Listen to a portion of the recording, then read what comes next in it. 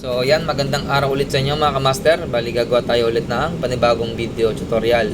So medyo natagalan lang yung ating pag-upload ng mga bagong tutorial kasi nga nagdaan yung ating holiday. So yan, nagpahinga muna tayo at nagbakasyon at sa ating pagbabalik sa trabaho. So ito, gawa ulit tayo ng panibagong video tutorial. So ngayon naman mga kamaster, ang ipapaliwanag natin ay itong device na to. So, ang tawag po sa kanya ay thermal switch. So, saan ba siya madalas makita? Sa ating mga appliances, madalas siyang makita sa ating mga microwave, rice cooker, plancha, etc. etc. So, dun mga kamaster, no, mapapansin nyo, dun siya nakalagay sa mga appliances na merong heater. So, ang trabaho niya kasi ay alagaan si heater para hindi mag-overheat.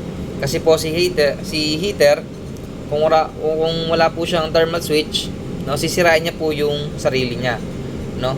Patuloy lang siyang iinit, walang pipigil sa kanya o magi-stop sa kanya para mag-cool down. So yun po ang trabaho ng ating thermal switch.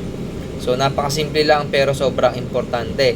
O nga pala mga kamaster, makikita nyo rin to kung kayo ay gusto nyo mag-aircon tech, no? So, mapapansin nyo rin yan sa compressor. Pero wala po siya sa labas. Nasa loob po siya ng compressor. So, doon naman ipiprevent niya yung pag-overheating ng compressor. Kunyari, yung compressor ay sobrang init na, no, nagkaroon ng abnormal temperature at na-reach niya na yung pinakamainit at possible na ma-damage yung kanya mga winding. So, yung trabaho naman ni thermal switch ay ikakat niya yung supply, no? Kadalasan yung mga nagsisimula pa lamang ng aircon tech, no, akala nila kagad ay sira yung compressor. Kasi pag nag-continuity checking sila, so walang resistance, no? So yun, double check lang din natin to, no? At importante rin na alam natin na merong thermal switch yung ating mga appliances. So, paano ba siya gumagana? So, ipapakita ko sa inyo mga kamaster. So, unang-una, itetester natin siya. Ilagay natin sa continuity. So, check lang natin itong magkabilang dulo. So, ayan. Mga kamaster, kung naririnig nyo, meron po siyang continuity. So, kadalasan po kasi sa mga thermal switch ay normally close yung contact.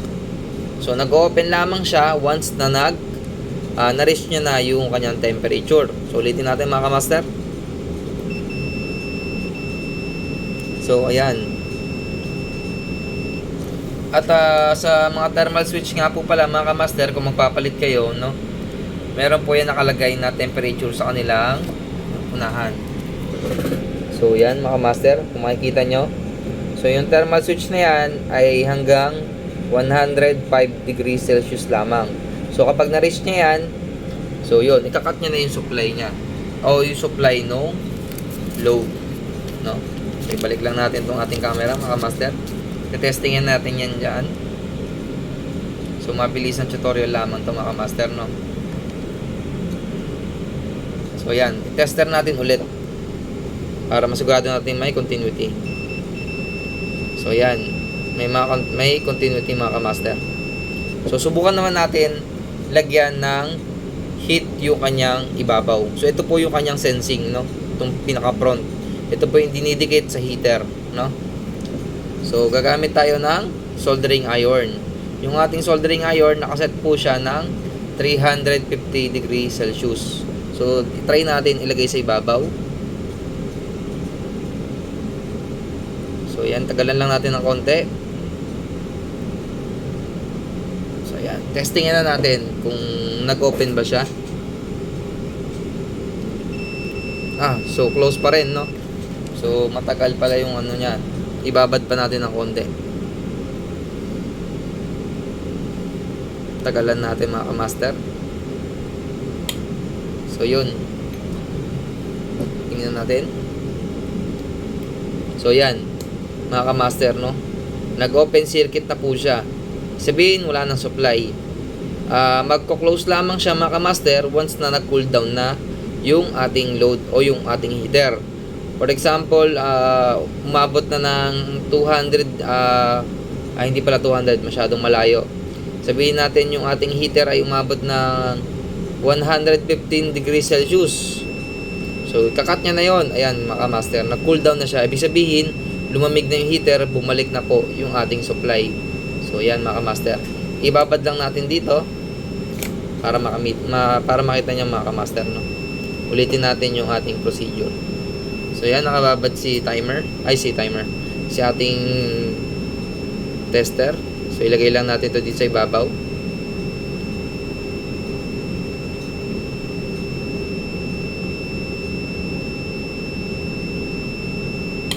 So, yun, mga master, kung inyong maririnig, no, yan, nawala na yung ating continuity. Yung buzzer ng ating tester ay tumigil na. So, ibig sabihin niya, nag-open circuit na siya. So, hintayin natin bumalik, mag-cool down. So, yan, ibig sabihin, nag-cool down na yan. Ayan. Yan, medyo matagal lang ng mga master.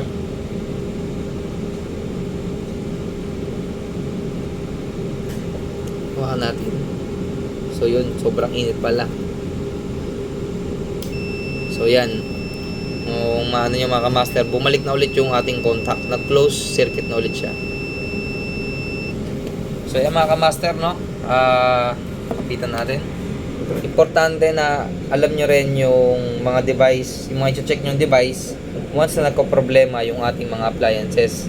So, kapag ang appliances ay umiinit or may heater, automatic meron po yung thermal switch, no? Yan, mga master.